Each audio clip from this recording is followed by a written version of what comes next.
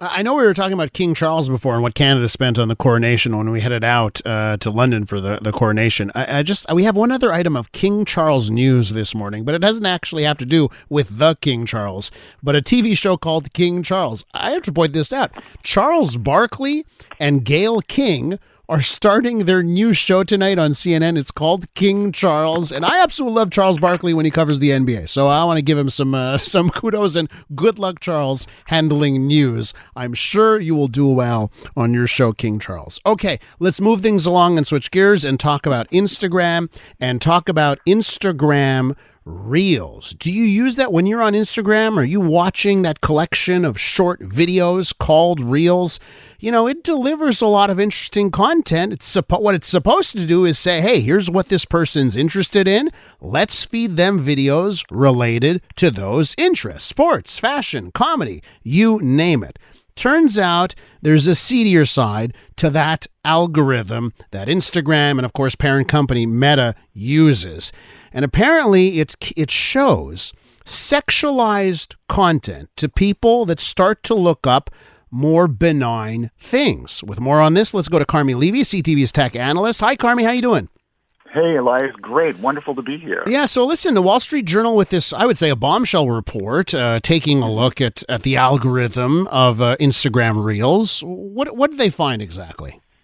What they did was they bought a bunch of new devices. They set up new accounts, test Instagram accounts on these devices. And then they went onto Reels and they started following accounts, young gymnasts, cheerleaders, other teen and preteen influencers, basically trying to align or match the profile of an adult who is following younger users for, not legitimate reasons. And they wanted to see what kind of content would the algorithm then serve up. And what they found was incredibly disturbing. The kinds of videos that showed up after they started following and engaging with this young demographic was risque content, child sexual abuse material, things you wouldn't want your kids to see. And just as jarring as that is that, of course, this is all ad driven. So ads are inserted into those reels as they're displayed. There were ads from a number of very legitimate companies. So Disney, Match.com, Bumble, Walmart, Pizza Hut. And of course, these companies, nobody wants their ads appearing next to near pornographic or child sexual abuse material. It's an absolute mess. Well, the company Meta, of course, says this is what they call a manufactured experience, doesn't represent what the vast majority of users see. But, we've seen algorithms go wrong before, and the only thing an algorithm cares about is keeping you on that platform so they can serve up more ads. If the content is near pornographic, I don't think the algorithm really cares. And this bears that out. And the question I have is, if your algorithm says, well, look, this person is interested in gymnasts, and then it goes to sexualized content, there's a problem with your algorithm. Exactly. And Meta, this isn't the first time Meta's algorithms have been called into question. The company is known for years, for example, that across both Facebook and Instagram, the algorithms will suggest content that is damaging to younger users' mental health. Yet rather than dialing the algorithm down, the company has instead dialed it up so that it amps up what the kind of addictive content that will keep these very precarious users on the platform. And so this continues a trend. This is a company that uses algorithms for profit, even if there is an ethical and a moral and probably even a legal a dark side to this. And so this is just the latest in a series of similar headlines.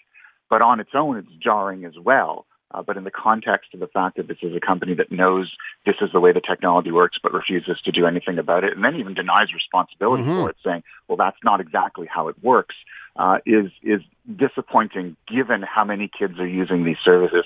Instagram Reels, which is Meta's competitor to TikTok, it skews younger. It's a younger demographic platform, and these are the most vulnerable users, and Meta, frankly, doesn't care. I want to read a description here. This is from the Wall Street Journal report, a description of content and ads that are appearing together, right? To really put this in perspective, right? And to look at Meta's line that, this may not, the excuses that they have. So here's one, okay?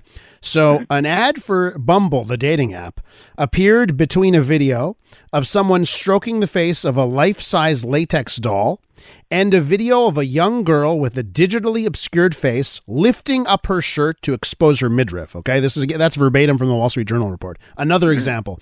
In a Pizza Hut commercial followed a video of a man lying on a bed with his arm around what the caption said was a 10-year-old girl.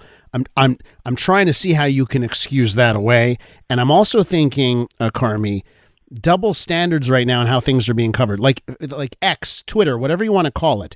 They're getting skewered at times for what they say two people tweets that two people saw.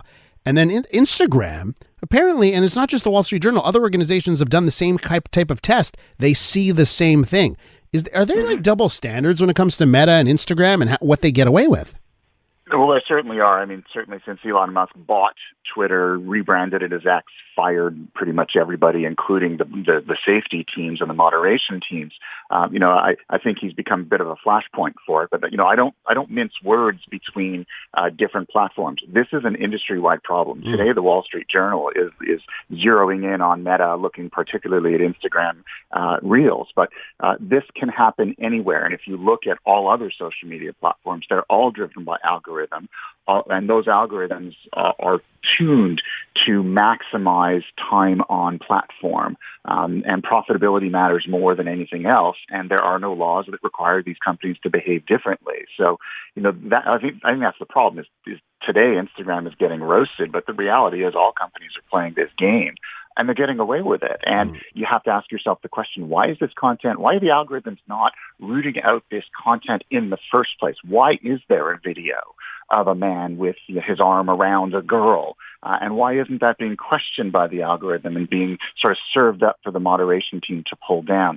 I know that technologically it is harder to filter video than other forms of content, and that could be part of it. But these are multi-billion-dollar companies with huge resources. They have algorithms to do all sorts of other things to drive their profitability and growth, yet they don't seem to be motivated to reduce the instance of this kind of activity, and it puts the vast majority of their users at risk. And the advertiser situation, because again, I'll bring up the example of X or Twitter. Advertisers have bailed on the platform. And now we have examples of, these are respectable companies, I would imagine, Bumble and Pizza Hut. Their ads are showing up next to very questionable content. I don't hear about pulling back. I don't hear about boycotts of advertising. Why do you think advertisers in this case, when it comes to Instagram, aren't pulling back in the same way they've done on other platforms? They only pull back if they've been called out. So the Wall Street Journal specifically mentioned a number of companies, and so those companies had to act.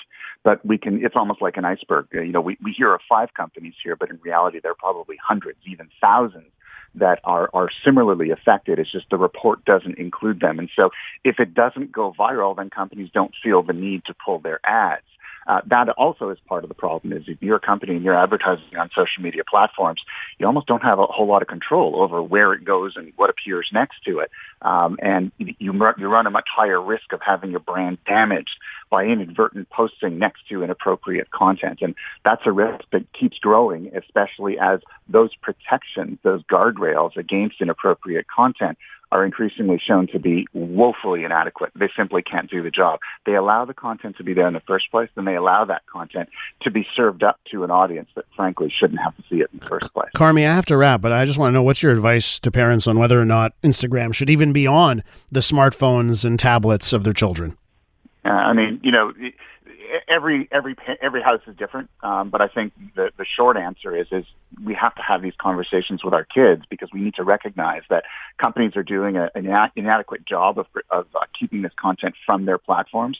our kids need to be prepared for it in much the same way that we digitally street-proof them or street-proof them in the real world. We talk to them, and then we send them out into the real world knowing that it's a pretty nasty place, but at least we've equipped them. So if we're talking to our kids saying, you may encounter this when you see it, if you do, let's have that conversation. Let's be transparent. Let's have our eyes wide open. Know that you can always come to me.